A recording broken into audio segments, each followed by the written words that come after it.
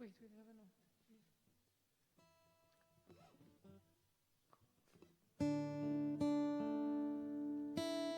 Awaken, first love, come awake.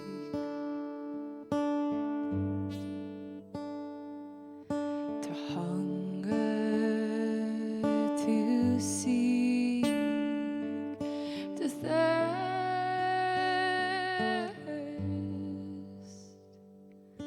Awaken, first love, come awake.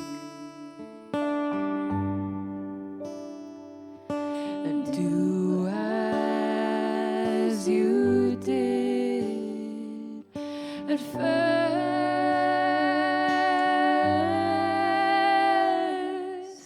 Spirit of the living God, come full afresh on me. Come wake me from my sleep. Blow through the caverns of my soul, pouring me to overflow.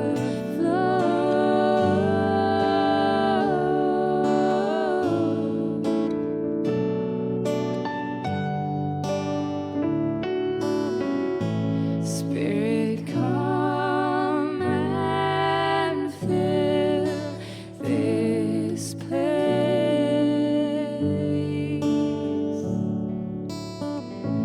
Let your glory now invade.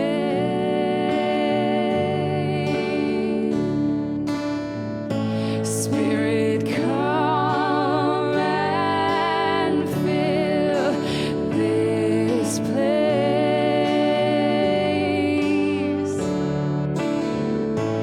Let your glory now invade.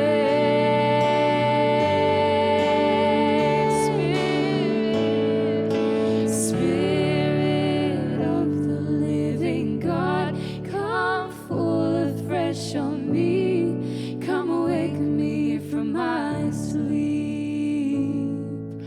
Blow through the caverns of my soul, pouring me to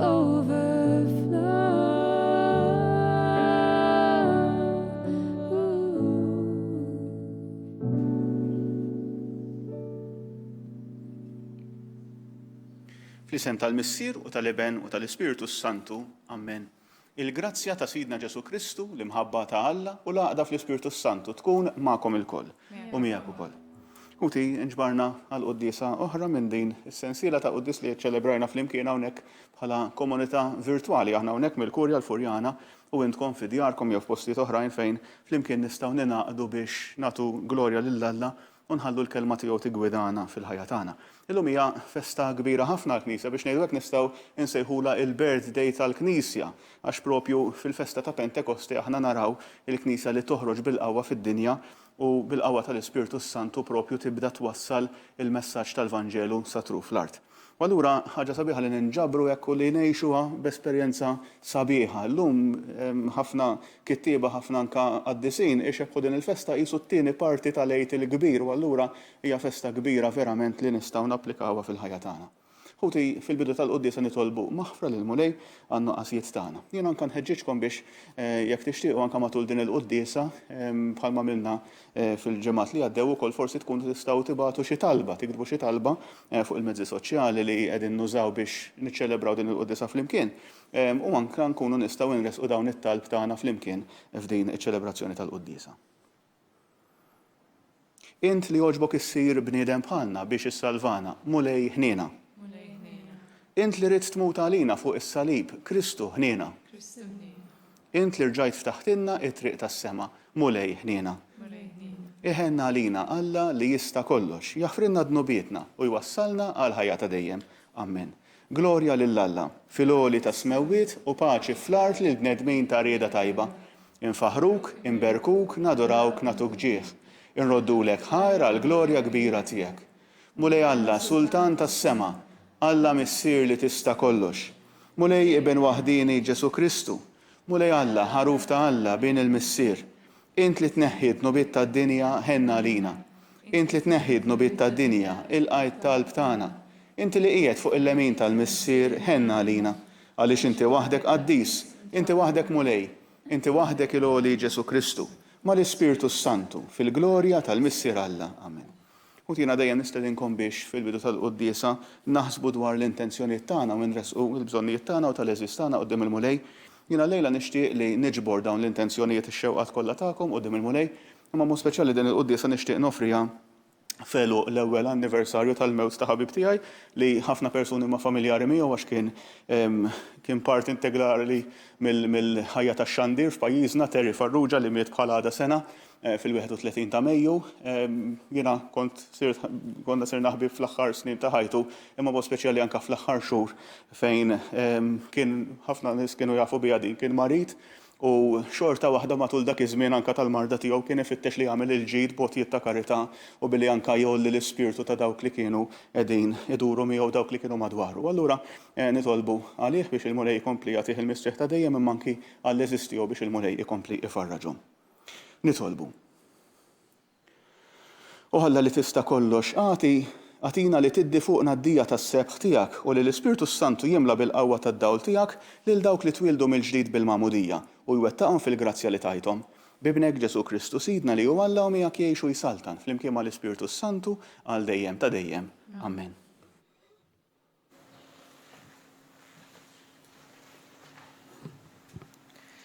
L-ewwel qari mill-ktieb tal-Profeta Eżekjel. F'dak iż-żmien ġiet fuqi id il-mulej u ħaditni fl-ispirtu tal-mulej u qegħditni f'nofs il-wied. Dan kien miżgħud bl-Adam. U għaddieni dawra mejt madwarhom u kien hemm kotra kbira mxerda mal-wied u kienu kollha nixfa qoxqox. U l-mulej qal li: "O bniedem, jista' dan l-Adam jerġa' jieħu l-ħajja?" Jien weġibt: "Sidi mulej, dan inti tafu." U qal li: "Ħabbar lil dan l-Adam u għejdlu: O Adam niexef, isma' l-kelma tal-mulej." Hekk qal sidi l-mulej: "Ara, jien se nġib fik ir-ruħ, int terġa' tgħix, u nqiegħed fik in-nervi, u ntellalek il-laħam, u niksik bil-ġilda, u nqiegħed fik ir-ruħ, u inti terġa' tgħix, u tkun taf li jiena l-mulej." Imbagħad ħabbart kif ordnali, u jiena u nħabbar instema' ħoss, u ara l-Adam tqanqal u kollha bdew risqin lejn xulxin, għadma lejn għadma. Jien ħarist, wara, ġew fihom in-nervi, telalhom il-laħam, fuqhom infirxet il-ġilda, imma nifs ma kienx hemm fihom. U qal li: "Ħabbar lir-ruħ, ħabbar u bniedem, u għid lir-ruħ, hekk qal sidi l-mulej, ejja ruħ mill-erba' tirjieħ tad-dinja, onfoq fuq dawn il-mejtin, ħajerġgħu jieħdu l-ħajja." Jien ħabbart kif ordnali, u r-ruħ daħlet fihom, u reġgħu ħadu l-ħajja, u waqfu fuq riġlejhom, eżerċtu kbir fuq l-kbir. U qal li: "O bniedem, dan l-Adam huwa d-dar kollha ta' Iżrael. Ara, huma jgħidu: niexef Adamna, it-tama tagħna qebet, inqridna għal kollox."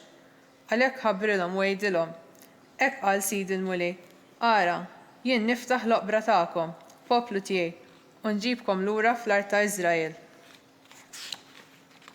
Imbagħad tkunu tafu li jiena l-mulej, meta niftaħ l-oqbra tagħkom u ntellakom mill-oqbra tagħkom, poplu tiegħi, jiena nqiegħed ruħi fikom u terġgħu tieħdu l-ħajja, inqiegħedkom fartkom u tkunu tafu li jien il-mulej.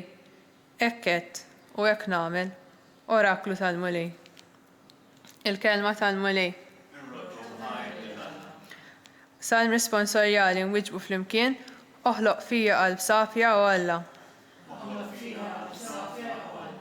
Ikollok ħnina minni u Alla fit-tjubitek, fil-kobor tal-ħnina tiegħek ħassar ħtijieti, aħsinni kollni miħtija tiegħi, naddafni mid-dnub tiegħi flimkien. Oħloq fija qalb safja u Alla. Int li tħobb il-qalb sinċira, għallimni l-erf fil-fond ta' qalbi, roxni bl-ilma u nistaffa. Aħsinni u aktar mis-silġ nibjat flimkien. Oħloq fija qalb safja u Alla. Oħloq fija qalb safja u Alla, u spiritu qawwi ġeddet fija. La twarrabnix minn quddiemek, neħħix minni l-Ispirtu Qaddis tiegħek flimkien. Oħloq fija qalb safja Rod li lena tas-salvazzjoni tiegħek u bi-spirtu qalbini wettaqni li l-midinbin nallem triqatek u l-ħatin lejk jerġu lura flimkien. Oħloq fija qalb safja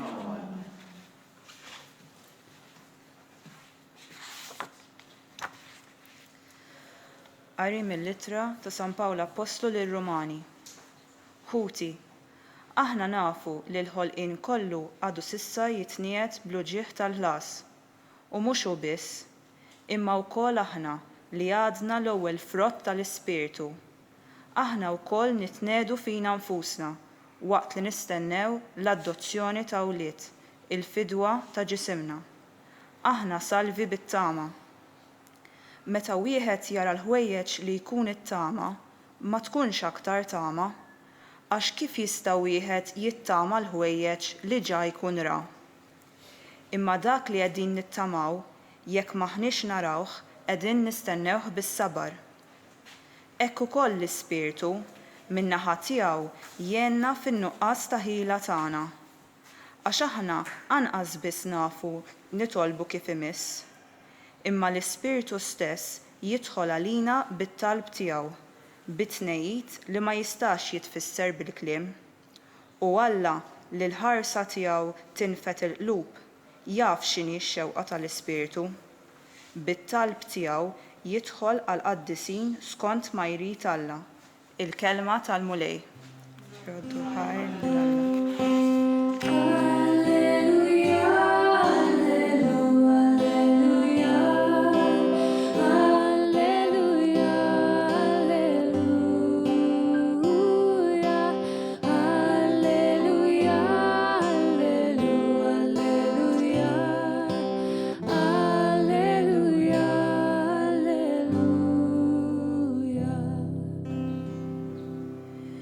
Ejja, Spiritu Santu, imla l-qlub tal-fidili tiegħek u kebbes fihom in-nar ta' mħabbtek. Alleluja, alleluja, alleluja. Alleluja, alleluja. Alleluja, alleluja, alleluja. Alleluja, alleluja. Il-mulej ma'kom. Qari mill-Evanġelju skont San Ġwan. Glorja lilek mulej. Fl-aħħar jum tal-festa, il-jum l-aktar solenni, Ġesu qam jgħid bleħenoli: min jieħdu l-aċċ jiġi għandi u jixrob. Kif tgħid l-Iskrittura, min jemmen fija minnu joħorġu xmajjar ta' ilma ħaj. Dan qalu għall-Ispirtu li kellhom jirċievu dawk li jemmnu fih, għax l-Ispirtu kien għad ma ngħatalhomx billi Ġesu kien għadu ma ġiex igglorifikat. Il-kelma tal-mulej, it-tifħir lilek Kristu.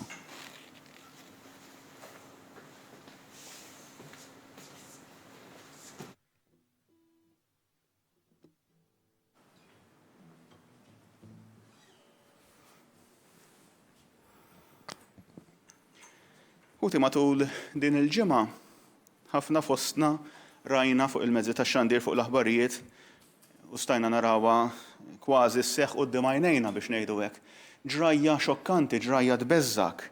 Qed nirreferi għal dak li ġara fl-Amerika fejn raġel African American, raġel iswed, ġie arrestat mill-pulizija u għal xi raġuni dawn il-pulizija, mod speċjali wieħed minnhom biex irrażnuh tefawh wiċċu mal-art, qalu li kien qiegħed jirreżisti l-arrest, tefawh wiċċu l-isfel mal-art u wieħed minnhom jinżel arkub teħ fuq onqu u jagħmel minuti sħaħ.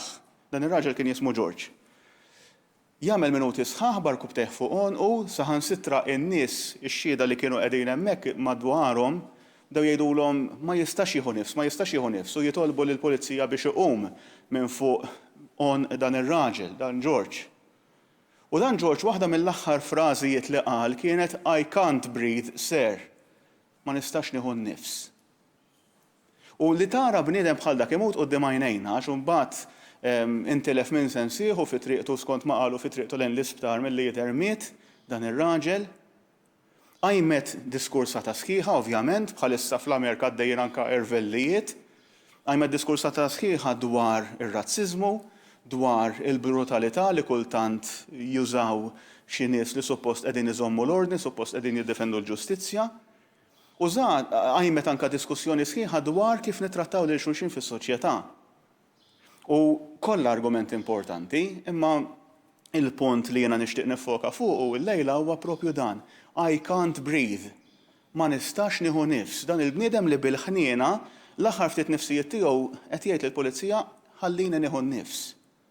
U ħafna nies propju ħaduha bħala kważi karba li ħafna nies fis-soċjetà tagħna qegħdin jagħmlu llum minħabba li jinsabu maħnuqin mhux sempliċement meta jkollok ħan għax għandek griżmejk jużawk, imma litteralment xi ħadd qiegħed jifgom. Jifgom fuq livell soċjali, emozjonali, psikoloġiku, fuq livell ta' faqar, tant anka żgħażagħ li ma jarawx futur. Nafu pereżempju bil-rata ta' diżokkupazzjoni li hemm f'ċertu pajjiżi, anke pajjiżi sinjuri bħall-Italja, fejn f'ċertu reġjuni għandek rata ta' diżokkupazzjoni ta' żgħażagħ ta' 40% pereżempju. Il-Papa Franġisku l-ħin kollu jitkellem dwar dan. Ħafna nies li jħossuhom maħnuqin li m'għandhomx opportunità fil-ħajja u allura din hija karba. I can't breathe, nixtieq nieħu nnifs imma m'għandix l-opportunità, m'għandix dik il-possibilità. U forsi tgħiduli imma x'għandu x'jaqsam dan kollu mal-festa tal-lum, għax il-festa tal-lum mhijiex dwar il-ġustizzja soċjali. Ħut il-festa tal-lum hija dwar in-nifs.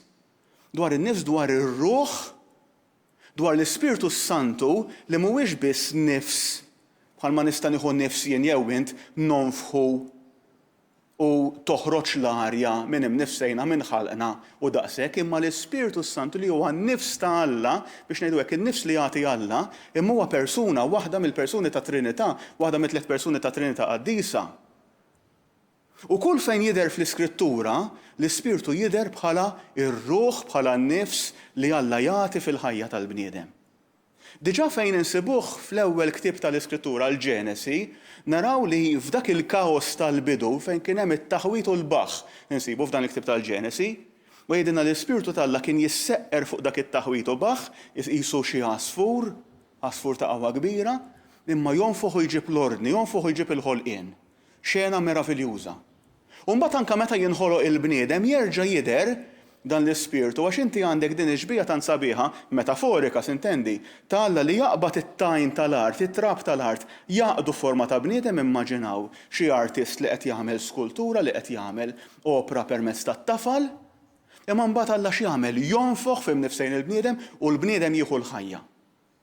Kull fejn jidher l-Ispirtu Santu fl-Iskrittura qed jagħti l-ħajja, qed joħloq, qed iġedded. U allura biex xieraq li aħna nifhmu allura x'qed jagħmel anke f'din il-festa ta' Pentekoste l-Ispirtu Santu li qed jagħti nifs ġdid lill-Knisja. Mhijiex inċidentali ħut li l-Knisja titkellem dwar Pentekoste bħala il-birthday tal-Knisja, dakinhar li l-Knisja twieldet. X'kien qed jiġri ħuti, aħna l-lejla forsi kontu naqra sorpriżi għax ma smajniex il-qari tradizzjonali mill-Atti tal-Apostli li l-kol nafuh fejn jgħidlek li d-dixxipli kienu miġburin madwar Marija f'dik il-kamra fejn kienu jiltaqgħu tal-bidu, l-upper room, il-kamra ta' fuq, iċ-ċenaklu aħna nsejħulu. U hemmhekk anke kienu għadhom magħluqin, kienu għalkemm raw lil Ġesu irxuxtat propju qegħdin nitkellmu 10 ijiem wara li raw lil Ġesu tiela s-sema fil-glorja. Imma kienu għadhom magħluqin, kienu jinġabru flimkien jitolbu kuljum.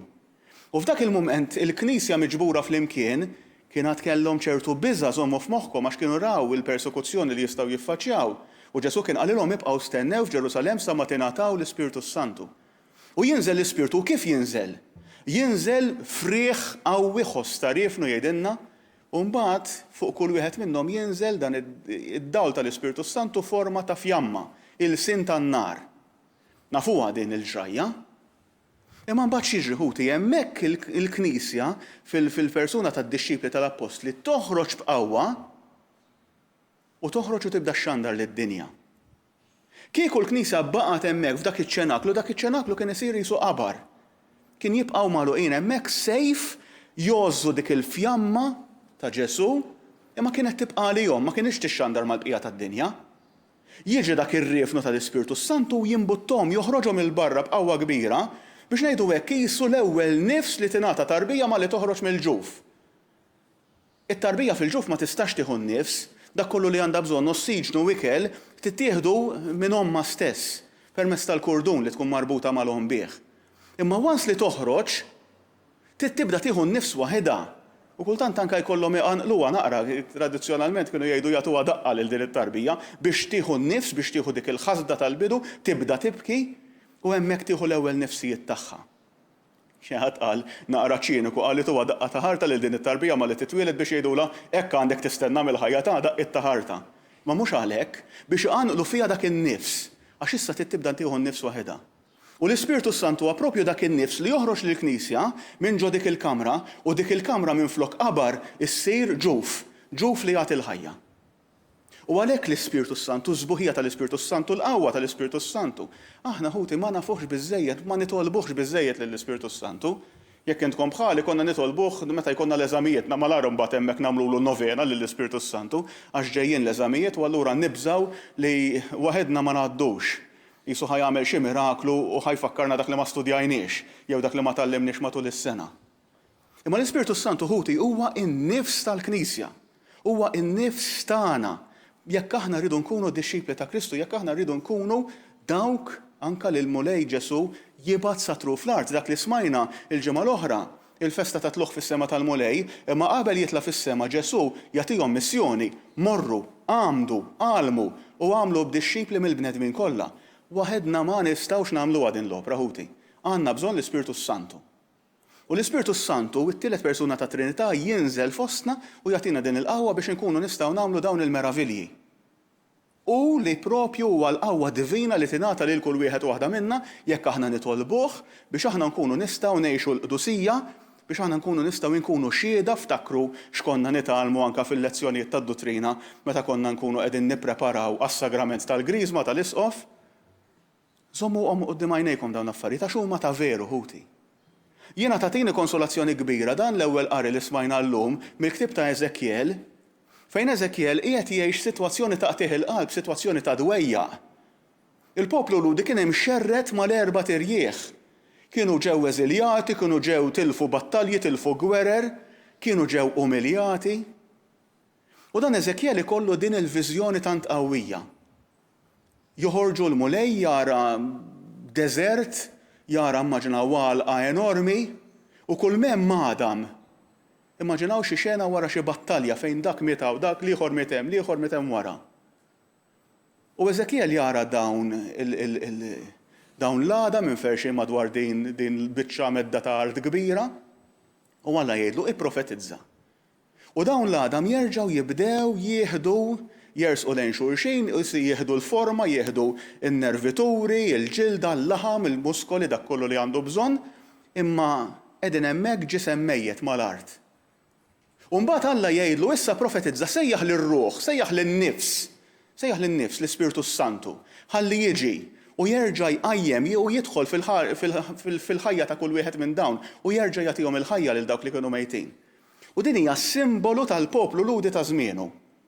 Huma kienu jgħidu spiċċat il-glorja tagħna, inferxin madwar id-dinja kollha, erdulna t-tempju, m'għandniex iktar sultan, tlifna kull glorja li kellna, u kienu qataw qalbhom, spiċċa kollox. Di kultant ngħiduha fuq livell ta' soċjetà u kultant ngħidu anke fuq livell ta' knisja, spiċċa kollox.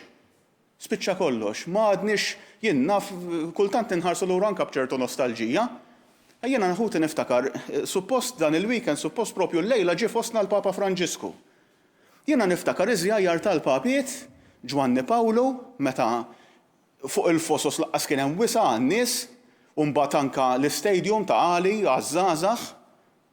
Niftakar mbagħad meta reġa' ġie it-tieni darba, meta kellna l-beatifikazzjoni ta' 3 beati Maltin. Imma mbagħad 10 snin ilu kien hawn fostna wkoll il-Papa Benedittu. U aħna nħarsu lura u ngħidu il-lami dakinhar ma kienux ġew nies daqs l-ewwel darba ta'. Dejjem inħarsu lura u nixxenqu bin-nostalġija li modi konna nimlew il-fosos dak iż-żmien. U lum il-ġurnata nħarsu u ngħidu ma fiex aħna. U faċli naqtaw qalbna. U anke minħabba ċirkustanza ta' issa tal-COVID. U allura nilmentaw għax ma nistgħux nersqu lejn l-Ewkaristija b'mod normali. Għax nimmissjaw il-xulxin, nimmissjaw il-komunità, nimmissjaw li nkunu flimkien. U faċli li anka nħarsu l-qoddim u naraw anka realtajiet li jbeżżawna, anka s-soċjetà, li s-soċjetà kull ma jmur dejjem tinbidel. U tippreżentanna valuri li jmorru direttament kontra dak li għallem il-Vanġelu, kontra dak li għallem Kristu. U faċli nħossuna bħal George fl-Amerika li ma jistax jieħu nifs, I can't breathe. Nixtieq nieħu nifs imma ma nistax. Allura ħuti jekk bħala Knisja rridu nkunu differenti. Bħala Knisja rridu nitolbu propju mill-ġdid lil dan in-nifs. Ġesu anka fil-Vanġelu jgħidilna min jixrob minn dan l-maħaj li nagħti jien, u mbagħad minnu wkoll jibdew joħorġu dawn ix-xmajjar tal-maħaj, aħna nirċievu l-Ispirtu u nkunu nistgħu nadduh ukoll il-bnedmin l-oħra. Araw x'miraklu, araw x'ħidma tal-Alla fina. Ejja ħuti ma nagħtawx qalbna, għax fejn jidħol l-Ispirtu jagħti l-ħajja fejn m'hemmx. Jekk l-Ispirtu kapaċi jqajjem il-mejtin, allura l-Ispirtu anka lilna. Issa noħorġux mid-djar tagħna fil-ġimgħat li ġejjin, fix-xhur li ġejjin, titwal x'iktar din is-sitwazzjoni. U bħala Knisja nkunu rridu nsibu realtajiet ġodda ta' kif ngħixuha, imma l-Ispirtu Santu jista' jagħmel id-differenza mill-lejl għan-nar. Jista' jibdilna kompletament minn għalqa għada mejjet u niexef qoxqox. L-Ispirtu jista' jagħmilna armata qawwija, armata mhux fis-sens biex inkunu arroganti ta' fuq livell jisna militari, jisna għandna xi qawwa kbira, imma biex aħna nkunu nistgħu nqumu fuq riġlejna u nwasslu din il-kelma tal-Alla sat-tru fl-art. U allura jew illum verament niċċelebraw it-twelid tagħna. U jew niċċelebraw it-twelid tagħna bħala Knisja propju biex aħna narfu li aħna ngħatajna dan id-don sabiħ tal-ħajja li aħna rridu nkabruh, inkatruh biex anka nkomplu nwaslu dan il-messaġġ sabiħ tal-Vanġelu tal-ħelsien ta' Ġesu satru fl-art kollha. Nagħmlu mument żgħar ta' skiet ħuti biex anka inħallu l-kelma tal-Alla tinżel fil-qlub tagħna.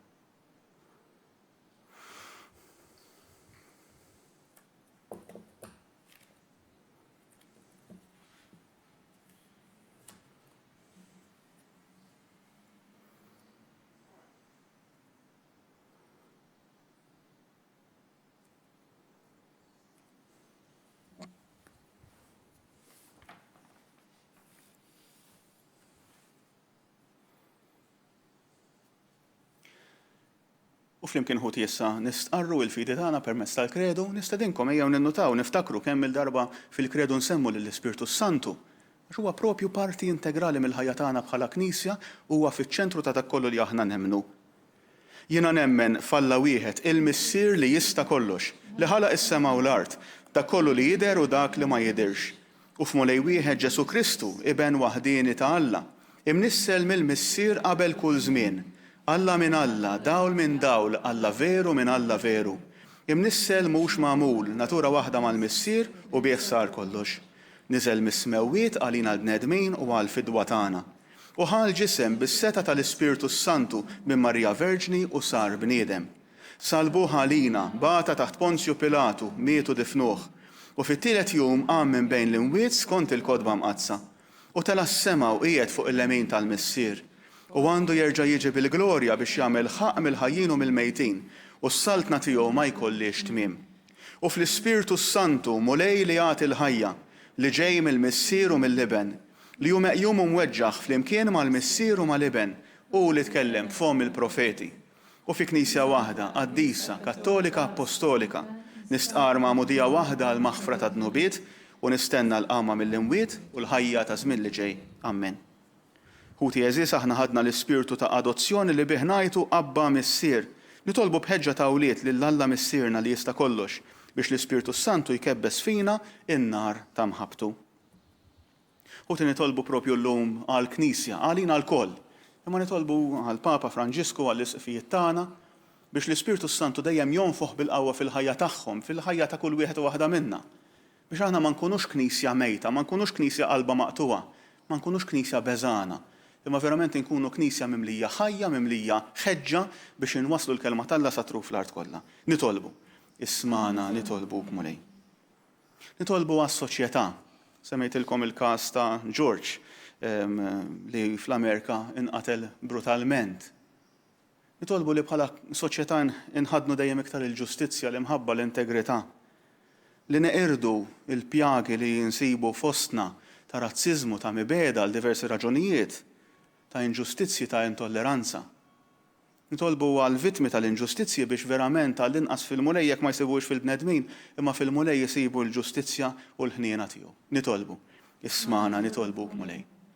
F'din il-festa ta' Pentekosti nitolbu għall-ordnijiet reliġjużi, għax din hija wkoll il-festa tagħhom, il-vokazzjoni reliġjuża hija propju marbuta ma' Pentekoste, dawk li jikkonsagraw lilhom infushom, irġiel u nisa, saċerdoti reliġjużi li jikkonsagraw lilhom infushom quddiem il-mulej biex ikunu ta' servizz għal bnedmin, biex ikunu xhieda għalina l-koll. Nitolbu għalihom biex l-Ispirtu Santu jagħmluhom bħeġġa fil-vokazzjoni tagħhom u jagħmilhom għodda effettivi f'idejh. Nitolbu. Ismana, nitolbu b'mulej. Nitolbu għaż-żgħażagħ kollha, nitolbu għal movimenti, għal dak li aħna nsejħulhom movimenti waqdiet fil-Knisja, dawk li huma ta' stil karizmatiku, allura niftakru anke din il-festa partikolari, t-tiġdid karizmatiku u laqdiet relatati. Niftakru fil-movimenti l-mixjiet l-oħrajn komunitajiet. Nitolbu għalihom il-koll biex kollha juru xhieda tal-Ispirtu Santu fil-ħidma tagħhom biex joħolqu komunità fejn aħna l-insara nistgħu ngħixu l-fidi tagħna b'mod iktar attiv u b'mod iktar sħiħ. Nitolbu. Ismana, nitolbu b'mulej. Nitolbu għal-morda kollha u għal dawk li jduru bihom, mod speċjali dawk affettwati mill-coronavirus u tant mart ieħor. Nitolbu wkoll għal-mejtin, mod speċjali għal Terry Farrugia li għalih qegħdin nofru din il-quddiesa fl-ewwel anniversarju mill-mewt tiegħu. Nitolbu biex il-mulej jilqa' lil-mejtin kollha u jagħtihom il-paċi u l-għena ta' dejjem fid-dar tiegħu tas-sema. Nitolbu. Ismana, nitolbu b'mulej. L-aħħar weekend ta' Mejju għada propju sija u nofsilu l-Papa Franġisku għamel rużarju sabiħ fejn inġbarna madwaru biex aħna nitolbu lill-Omna Marija u nhar it-tnejn niċċelebraw il-festa ta' Marija Omm il-Knisja. U allura flimkien induru lejha biex jitwassal dawn it-talbit tagħna quddiem bina Ġesu. Sliema għalik Marija, bil-grazzja mimlija l-mulej miegħek, imbierka inti fost in-nisa u mbierek il-frott tal-ġuf tiegħek Ġesu. Qaddisa Marija Omm Alla, tlob għalina mitinbin, issa u fis-sija tal-mewt tagħna. Amen. Mulej Alla tagħna, il-qattalb tal-poplu tiegħek, u għatina li bil-grazzja tiegħek ikonna dak li neħtieġu f'ħajjitna sa ma naslu li naqdu miegħek fil-glorja tal-ġenna. Bi Kristu Sidna. Amen.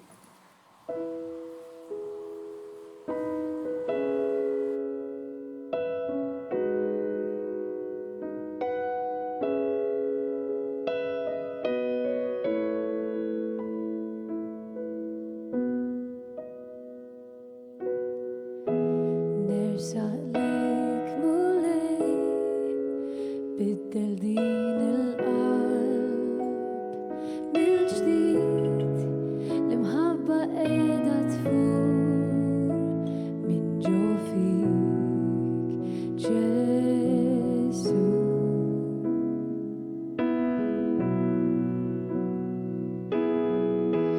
Lejkin baħt mulej in-nuqqas li nsib fl-emil jitħassar minnu fik bil-qawwa ta' mħabbtek.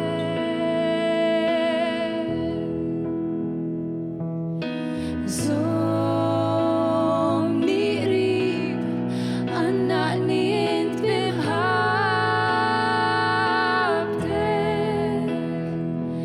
Ressaqni lejk, ħankun dejjem ħdejk.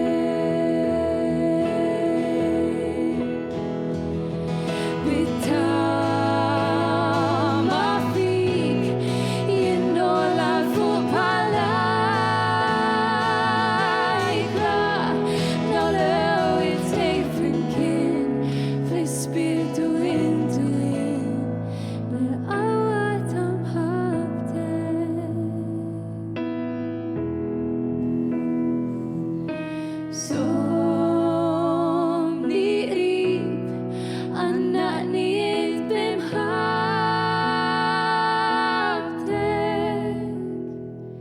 Ressaqni lejk, ħankun dejjem ħdejk. Bittama fik jinnola l-fuq bħal-għajka, nolew it-tnejn flimkien fl-ispirtu intu jien bil-qawwa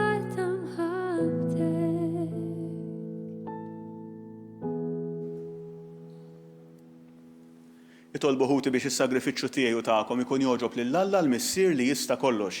Jilqa' l-mulej minn idejk is-sagrifiċċju għat-tifħir u l-glorja ta' ismu, għall-ħtiġijiet tagħna u tal-Knisja mqazza kollha tiegħu. Xerret mulej il-barka tal-Ispirtu tiegħek fuq l-offerti li ġibna quddiemek u wejn lill-Knisja tiegħek biex turi f'dawl qawwi lid-dinja kollha il-verità tal-misteru tas-salvazzjoni bi Kristu Sidna. Amen. Il-mulej magħkom. Nerfgħu qlubna il fuq. Niżuħħar lill-mulej Alla tagħna.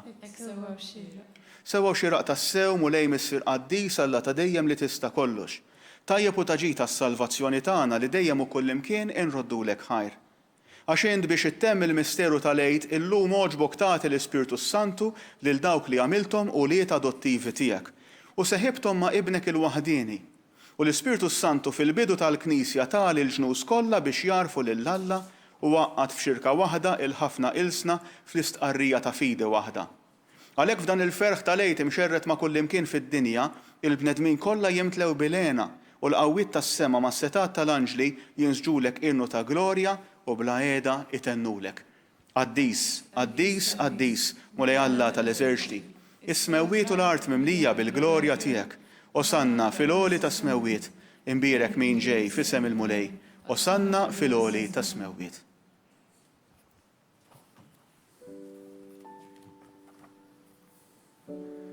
Qaddis tas-sew int mulej u jistħoqlok it-tifħir tal-ħolqien kollu. Għax bibnek Ġesu Kristu Sidna u bil-qawwa tal-Ispirtu Santu inti tagħti l-ħajja, kollox tqaddes u tibqa' dejjem tiġbor għalik poplu biex minn tluħ ix-xemx sa jinżula issirlek offerta safja. Għalhekk mulej ġejna quddiemek b'dawn l-offerti biex ikunu ikkonsagrati lilek. Mill-ċokon tagħna nitolbuk qaddishom bl-Ispirtu tiegħek biex isiru il-ġisem u d-demm ta' ibnek Ġesu Kristu Sidna li bik mandament tiegħu qegħdin niċċelebraw dan il-misteru. Għaxu fil-lejl li fih ingħata għalina ħal ħobs, radlek il-ħajr, bierek, qasam, tal id-dixxipli tiegħu u qal: ħudu u kulu il-kol minn dan, għax dan huwa ġismi li jingħata għalikom.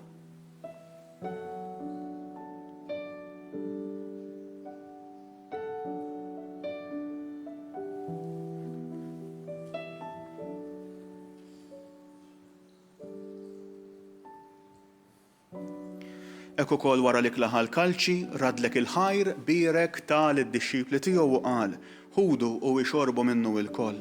Għax dan huwa l-kalċi ta' demmi tal-patt il-ġdid li jibqa' l dejjem.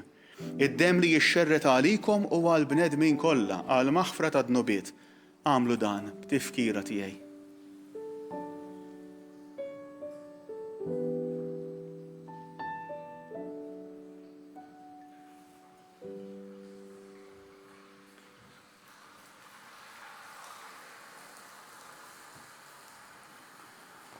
Dan hu il-misteru tal-fidi. Inħabbru l-mewt tiegħek mulej, inxandru bil-ferħ il-qawmien tiegħek, nistennewk sa ma tiġi fil-glorja. Għalhekk mulej aħna nagħmlu dan b'tifkira tal-passjoni li bija ibnek fdina u tal-qawmien u tluħ glorjuż tiegħu fis-sema. Aħna li qegħdin nistennew u nittamaw it-tieni miġja tiegħu bratt il-ħar nofrulek dan is-sagrifiċċju ħaju qaddis. Ħares nitolbuk lejn l-offerta tal-Knisja tiegħek. Għaraf fija l-vittma li bis-sagrifiċċju tagħha rrid terġa' tħabbibna miegħek. Għamel li aħna li se nissaħħu bil-ġisem u d-demm ta' ibnek nimtlew bl-Ispirtu qaddis tiegħu u nkunu ġisem wieħed u ruħ waħda fi Kristu. Nitolbuk li hu jagħmel minna offerta li tibqa' dejjem quddiemek biex inkunu nistgħu niksbu l-wirt mal-magħżulin tiegħek, mal-Verġni Mqazza u Malla Marija, mal-Arus tagħha San Ġusepp, mal-Apostli u l-Martri Glorjużi tiegħek u mal-qaddisin kollha li kif nittamaw jidħlu dejjem għalina quddiemek. Amen nitolbuk mulej li din il-vittma li terġa' tħabbibna miegħek tkun tasliem u salvazzjoni għad-dinja kollha. Wettaq fil-fidi u fl-imħabba l-Knisja tiegħek tul il-mixja tagħha fid-dinja. Il-qaddej tiegħek il-Papa Franġisku, l-Isqof tagħna Charles, l-Isqof Joe li qiegħed jgħinu. L-isqfijiet u l-ministri kollha tiegħek u l-poplu kollu li inti ksibt għalik. Ilqa' bit-tieba t-talb u x-xewqat ta' din il-familja li inti rid tinġabar madwarek. Għader missier ħanin lillu liedek kollha kull fejn jinsabu u għaqqadhom miegħek il-koll. Ħen għal ħutna mejtin u għal dawk kollha li ħallew din il-ħajja fis-sewwa tiegħek. Illum niftakru b'mod speċjali f'Teri. Daħħalhom fis-saltna tiegħek fejn nittamaw li aħna wkoll għad naslu biex il-koll flimkien nitax u għal dejjem bis-sebħ tiegħek bi Kristu sidna li bih inti tfawwar id-dinja b'kull ġid. Bi Kristu, ma' Kristu u fi Kristu jingħata lilek Alla missier li tista' kollox. Flimkien mal-Ispirtu Santu, kull ġieħu glorja għal dejjem ta' dejjem. Amen. U San Pawl ma jgħidix jitkellem dwar l-Ispirtu Santu l-ħin kollu jsemmih, il-ħin kollu jsemmi l-qawwa tal-ħidma tiegħu. U waħda mill-isbaħ frażijiet li regolarment nisimgħu smajni għallhom stess hija li l-Ispirtu jiġi f'qalbna biex aħna nitalmu ngħidu Abba missier mela Ġesu jagħtina l-Ispirtu Santu biex lilna jagħtina l-grazzja li jkollna ma' Alla l-istess relazzjoni li Ġesu stess għandu. Aħna nsiru ulied adottivi ta' Alla l-missier. Ejjew nitaxqu b'din ir-realtà nifirħu fiha, nirringrazzjaw lil Alla ta' dan ir-rigal li tagħna li nkunu uliedu u nduru leħ bit-talba li għallimna Ġesu stess.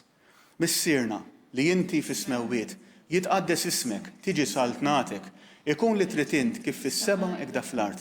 Ħobżna ta' kuljum atina llum. Aħfrinna dnubietna bħalma naħfru l-minuħati għalina la ddaħħalniex fit-tiġrib iżda ħlisna mid-deni. Eħlisna nitolbuk mulej minn kull deni.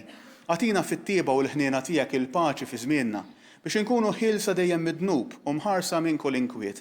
Aħna nistennew u nittamaw ilena u l-miġja tas-Salvatur tagħna Ġesu Kristu għax tiegħek hija s-saltna l-qawwa u l-glorja għal dejjem. Mulej Ġesu Kristu li qed lill-apostli tiegħek inħallilkom is-slim nagħtikom is-slim tiegħi. La tħares lejn tnubietna iżda ħares lejn il-fidi tal-Knisja tiegħek. Għatija slim u laqda li inti trid fiha, int li tgħixu s-saltan għal dejjem ta' dejjem. Il-paċi tal-mulej tkun dejjem magħkom. Għatu l-paċi lil xulxin.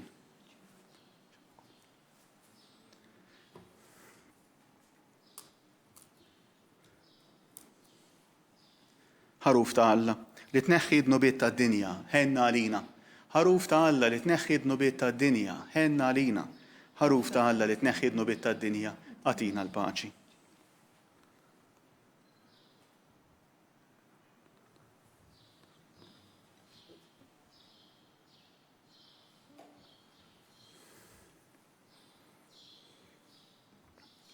Dan u l-ħaruf ta' Alla, dan u li neħħi d-nubiet tad-dinja.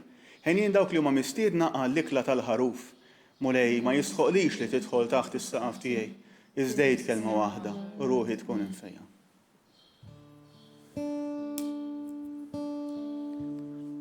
There's nothing worth more that could ever come close.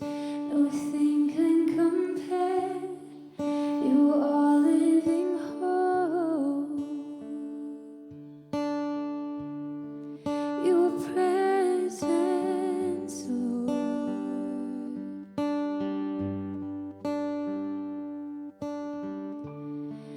And I've tasted and seen all the sweetest of loves, where my heart becomes free and my shame is undone.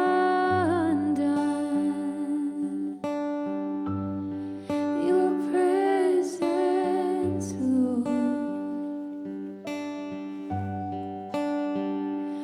Oh, Holy Spirit, you are welcome here. Come flood this place and fill the atmosphere. Your glory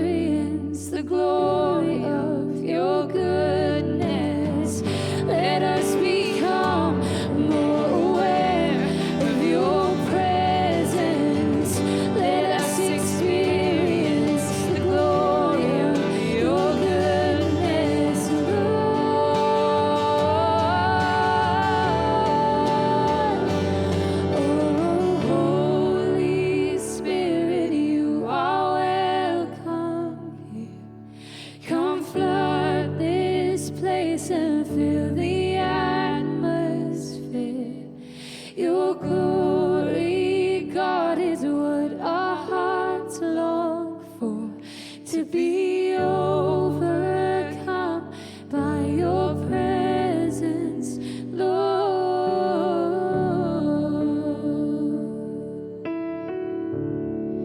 Your presence, Lord.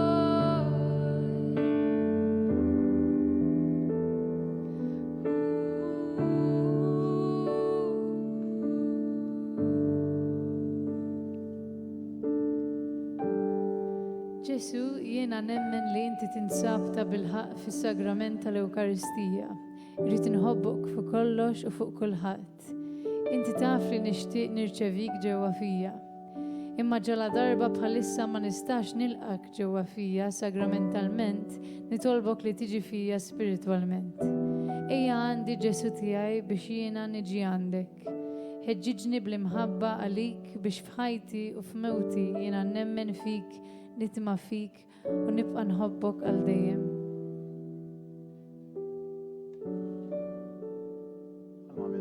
Dawn l-aħħar ġimgħat, kull ġimgħa provajna b'xi mod jew ieħor inlaqgħukom ma' xi komunità jew grupp ta' żgħażagħ biex anka nkunu aware u anka jkollna spiritu ta' gratitudni għalkemm xogħol qed isir.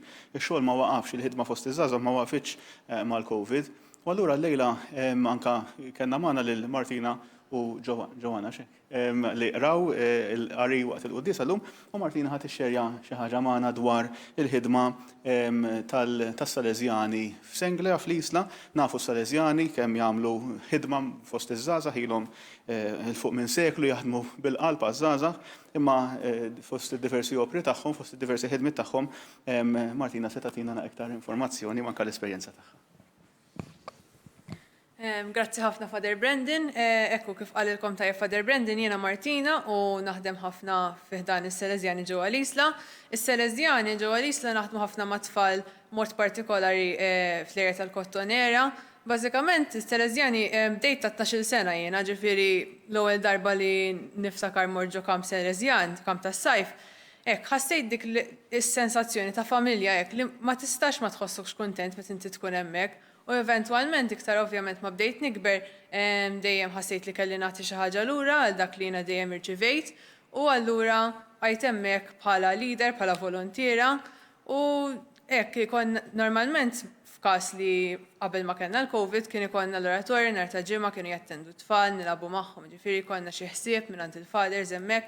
Issa li għandna l-COVID sfortunatament dik is-sens ta' familja u s-sens ta' ħbiberija, relazzjonijiet ma tantx sajna nżommu daqshekk mod ta' kuntatt dirett, imma fortunatament permezz tal-mezzi soċjali u tal-internet irnexxinna li nżommu kuntatt xorta ma' tfal u niltaqgħu magħhom nhar ta' ġimgħa xorta, ikollna ħsieb jiġifieri b'mod virtwali fuq Zoom u anki nilagħbu ġifieri konna logħob ħajkollna movie night nhar il-ġimgħa, jiġifieri hekk għalkemm għandna l-COVID minkejja kollox, xorta rnexxinna nżommu dik is-sens ta' familja, dik is-sens ta' bejnietna u relazzjonijiet tagħna ma' tfal aħna l-volontiera rnexxinna nżommu ħajja.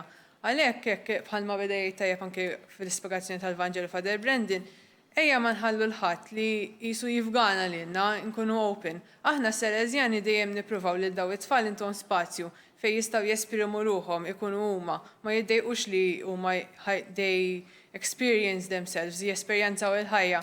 U hekk ma nħallu l-ħadd waqafna milli nesperjenzaw il-ħajja u dejjem naraw li konna kuntatt ma' nies li jridu l-ġid ovvjament u li ħalluna ngħixu l-ħajja tagħna mod tajjeb u esperjenza sabiħ ħafna. Grazzi ħafna. Nisper l-esperjenza tagħkom tolqotkom u l-messaġġ tiegħi jasal. Grazzi ħafna. Xi ħaġa żgħira oħra relatata ftit anke mas-sitwazzjoni li qegħdin ngħixu bħalissa. Nafu li qed joqorbu l-eżamijiet sfortunatament u anke finals u xorta waħda irid isir ċertu studju u ħafna minnkom, ħafna żgħażagħ, forsi m'għandhomx l-opportunità li jkollhom post għal kwiet fejn jistgħu jinġabru jikkonċentraw u anke jagħmlu ir-revision tagħhom. U allura il-Knisja f'Malta ħasbet biex nofru l-opportunità diversi parroċċi, jidher li xi 54 parroċċa ingħaqdu biex joffru opportunità ta' postijiet fejn normalment pereżempju kienu jsiru l-klassijiet tad-dottrina ħalli żgħażagħ li jkollhom l-eżamijiet qegħdin joqorbu li għandhom bżonn post kwiet fejn jistgħu jikkonċentraw u jinġabru għall-istudju għal xogħol ieħor li jkollhom bżonn. Ikunu jistgħu ikollhom postijiet safe għal kwiet, postijiet fejn ma jkollhomx distrazzjonijiet u jkunu jistgħu jagħmlu l-istudju tagħhom. Tistgħu tagħmlu dan jekk hemm żgħażagħ li qed isegwu lill-quddiesa u jixtiequ jużaw din l-opportunità, jew anke napproachjaw il-parroċċi tagħna stess, forsi għandkom kuntatt mal-kappillani tagħkom, jew inkella anke tistgħu tibagħtu email fuq segretarjat.parroċċi@maltadiocese.org. Din l-inizjattiva anke xandret fil-medja llum allura probabbilment tkunu tistgħu anke taraw din l-informazzjoni fuq Facebook u fuq mezzi soċjali oħra, imma l-email li għandkom tikkuntattjaw jekk ikolkom bżonn huwa segretarjat.parroċċi@maltadiocese.org. Nitolbu. Għamel mulejliet qarbina li għamilna tiswilna ta' ġid billi tħeġġiġna dejjem iżjed b'dak l-ispirtu li int b'mod tal-aġeb sawwabt fuq l-apostli tiegħek. Bi Kristu Sidna. Amen. Il-mulej magħkom u miegħek ukoll. Uti meta jkollna festi partikolari, festi kbar fil-Knisja, aħna għandna wkoll barka speċjali li tingħata fl-aħħar tal-quddiesa. U allura nistedinkom ma' kull waħda minn dawn it-talbiet li se nagħmel fuqkom inwieġbu ammen. Alla missir id-dawl li llum oġbu jdawwal id-dixxipli bl-Ispirtu Santu li sawwab fuqhom jagħtikom il-għena tal-barka tiegħu u jkatrilkom dejjem id-doni tal-Ispirtu Santu. Amen. In-nar tal-aġeb li der fuq id-dixxipli bil-qawwa tiegħu inaddafkom minn kull ħażen u jimliekom bid-dija tad-dawl tiegħu. Amen. Dak li ġabar flimkien il-ħafna ilsna fl-istqarrija ta' fidi waħda iwettaqkom sal-aħħar fl-istess fidi biex bija tiksbu kull ma qegħdin tittamaw. Amen. U jberikkom u jħariskom Alla li jista' kollox, il-Missier, l-Iben u l-Ispirtu Santu. Amen. Morru fil-paċi ta' Kristu, alleluja, alleluja. Inroddu ħajr lill-Alla, alleluja, alleluja.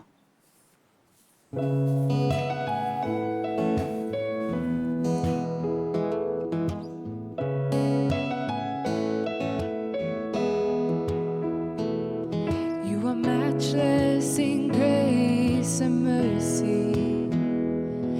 There is nowhere we can hide from your love. You are steadfast, never failing. You are faithful. For eternity we will sing of all you've done. You're the healer of the sick and the broken. You are comfort for every heart in loss. Our King and our Savior forever. For eternity we will sing of all you've done.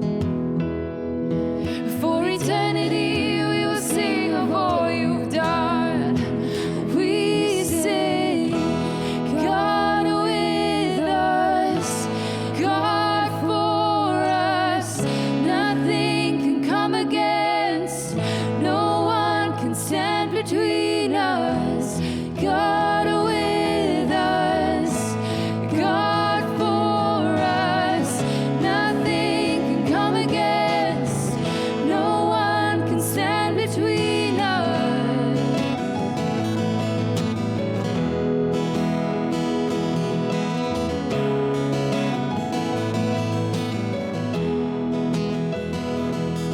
Your heart, it moves with compassion. There is life, there is healing in your love. You're the Father, the Son, the Holy Spirit. And for eternity we will sing of all you've done. We sing, God with us, God for us.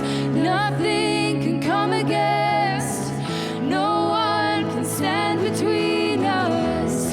God with us, God for